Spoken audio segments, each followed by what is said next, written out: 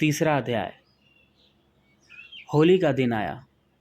पंडित वसंत कुमार के लिए एक भंग पीने का दिन था। महीनों पहले से भंग मंगवा रखी थी। अपने मित्रों को भांग पीने का न्योता दे चुके थे। सवेरे उठते ही पहला काम जो उन्होंने किया वह था भांग को धोना। मोहल्ले के 2-4 लौंडे और 2-4 बेफिक्रे जमा हो गए। भंग धुलने लगी। कोई मिर्च पीसने लगा, कोई बादाम छीलने लगा। 2 आदमी दूध का प्रबंध करने के लिए छूटे। 2 आदमी सिलबट्टा धोने लगे। खासा हंगामा हो गया। सहसा बाबू कमला प्रसाद आ पहुंचे। यह जमघट देखकर बोले, क्या हो रहा है भाई? हमारा हिस्सा भी है ना? बसंत कुमार ने आगे बढ़कर स्वागत किया। बोले, जरूर जरूर, मीठी लीजिएगा कि नमकीन? कमला बोले, अजी मीठी पिलाओ, नमकीन क्या पिएंगे? मगर यार केसर और केवड़ा जरूर हो। किसी को भेजिए मेरे यहाँ से ले आए। किसी लौंडो को भेजिए जो मेरे घर जाकर प्रेमा से मांग लाए। कहीं धर्म पत्नी जी के पास न चला जाए, नहीं तो मुफ्त में गालियाँ मिलेंगी। त्योहार के दिन उनका मिजाज गर्म हो जाया करता है। यार वसंत कुमार, धर्म पत्नियों को प्रसन्न रखने का कोई आसान नुस्खा बताओ यार, मैं तो तंग आ गया हूँ। बसंत कुमार ने मुस्कुराकर कहा, अरे हमारे यहाँ तो यह बीमारी कभी नहीं होती। कमला, तो यार तुम बड़े भाग्यवान हो। क्या पूर्णा तुमसे कभी नहीं रुठती? बसंत बोले, जी नहीं, कभी भी नहीं रुठती। कमला बोले, कभी किसी चीज़ के लिए हट नहीं करती? बसंत बोले, कभी नहीं।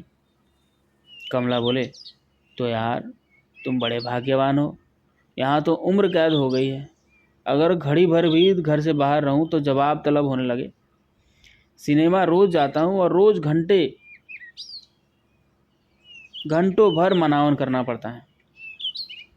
बसंत कुमार बोले, अरे तो सिनेमा देखने ना जाया कीजिए। कमला बोले, वाह भाई वाह, यह तो तुमने खूब कही।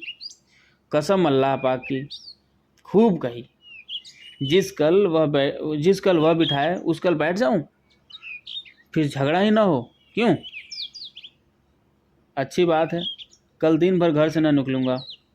देखूं तब क्या कहती है।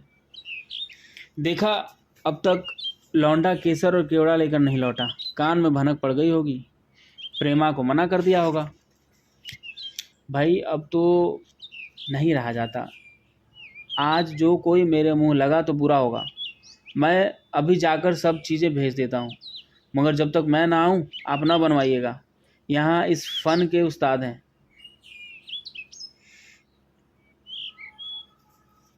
मौरूसी बात है, दादा तोले भर का नाश्ता करते हैं। उम्र में कभी एक दिन का भी नागा नहीं किया, मगर क्या मजाल कि नशा हो जाए। यह कहते हुए कमला प्रसाद झल्लाए हुए घर चल पड़े। वसंत कुमार किसी काम से अंदर गए तो देखा पूर्णा उबटन पीस रही है। पंडित जी के विवाह के बाद यह दूसरी होली थी। पहली होली में बेचारे खाली हाथ थे। पूर्णा भी कुछ खातिर ना कर पाई थी, पर अब की उन्होंने बड़ी बड़ी तैयारियां की थी। परिश्रम करके कोई 150 रुपया ऊपर से कमाए थे। उससे पूर्णा के लिए अच्छी साड़ी ले आए थे। 2-1 छोटी मोटी चीज़ें भी बनवा दी थी। पूर्णा आज वह साड़ी पहनकर उन्हें अप्सरा सी दिख रही थी। समीप जाकर बोले, आज तो जी चाहता है तुम्हें आंखों में बिठा लूं। पूर्णा ने उपटन की प्याली हाथ में उठाते हुए कहा, यह देखो, मैं तो पहले से ही बैठी हुई हूँ। वसंत कुमार बोले, चलो जरा स्नान करके आता हूँ। कमला बाबू अब 10 बजे के पहले ना लौटेंगे। पूर्णा बोली, पहले जरा यहाँ आकर बैठ जाओ, उपटन तो मल दूँ, फिर नहाने जाना। बसंत कुमार बोले, नहीं नहीं, रहने दो, मैं उपटन ना मलवाऊंगा। लाओ मेरी धोती दो। पूर्णा बोली, वाह, उपटन क्यों न मलवाओगे? आज की तो यह रीत है, आके बैठ जाओ। बसंत बोले, अरे बड़ी गर्मी है, बिल्कुल भी जी नहीं चाहता। पूर्णा ने लपक कर उनका हाथ पकड़ लिया और उपटन भरा हाथ उनकी देह में पूर दिया। तब बोली, सीधे से कहती थी तो नहीं मानते थे ना, अब तो बैठोगे। बसंत ने झेपते हुए कहा, मगर जरा जल्दी करना, धूप हो रही है। पूर्णा बोली, अब गंगा जी कहाँ जाओगे, यहीं नहा लेना। बसंत बोले, नहीं, आज गंगा किनारे बड़ी बहार होगी। पूर्णा बोली, अच्छा ठीक है, तो जल्दी लौट आना, यह नहीं कि इधर उधर तैरने लगे। नहाते वक्त बहुत दूर तक तैर जाया करते हो आप।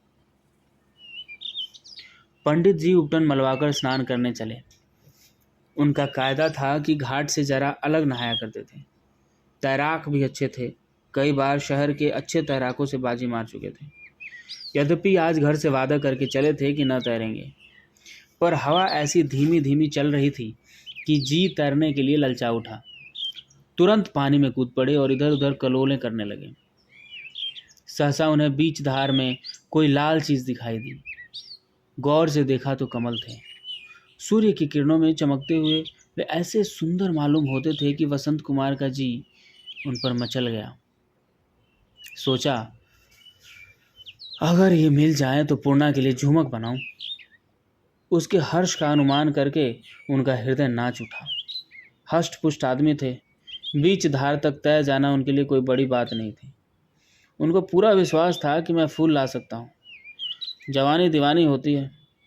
यह न सोचा कि ज्यों ज्यों ज्यों वो आगे बढ़ेंगे, फूल भी आगे बढ़ेगी।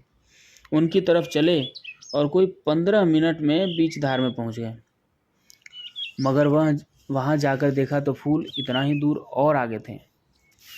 अब कुछ थकान मालूम होने लगी थी, किंतु बीच में कोई रेत ऐसा न था कि जिस पर बैठकर दम लेते।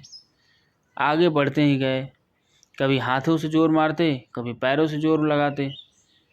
फूलों तक पहुँचे, पर उस वक्त तक सारे अंग शिथिल हो गए थे। यहाँ तक कि फूलों को लेने के लिए जब हाथ लपकाना चाहा तो हाथ न उठ सका। आखिर उनके दांतों में दबाया, फूलों को दांतों में दबाया और लौटे। मगर जब वहाँ से उन्होंने किनारे की तरफ देखा तो ऐसा मालूम हुआ मानो 1000 कोस की मंजिल है।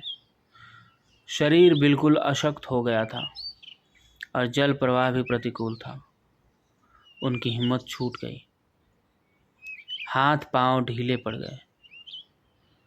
आसपास कोई नाव या डोंगी न थी और न किनारे तक आवाज़ ही पहुंच सकती थी। समझ गए यहीं जल समाधि होगी। एक क्षण के लिए पूर्णा की याद आई। हाय, वो उनकी बाट देख रही होगी। उसे क्या मालूम कि वह अपनी जीवन लीला समाप्त कर चुके। बसंत कुमार ने एक बार फिर जोर मारा, पर हाथ पांव हिल न सके। तब उनकी आंखों से आंसू बहने लगे। तट पर लोगों ने डूबते देखा। 2-4 आदमी पानी में कूदे, पर एक ही क्षण में वसंत कुमार लहरों में समा गए। केवल कमल के फूल पानी में तैरते रह गए, मानो उस जीवन का अंत हो जाने के बाद उसकी अतृप्त लालसा अपनी रक्त रंजित छटा दिखा रही हो।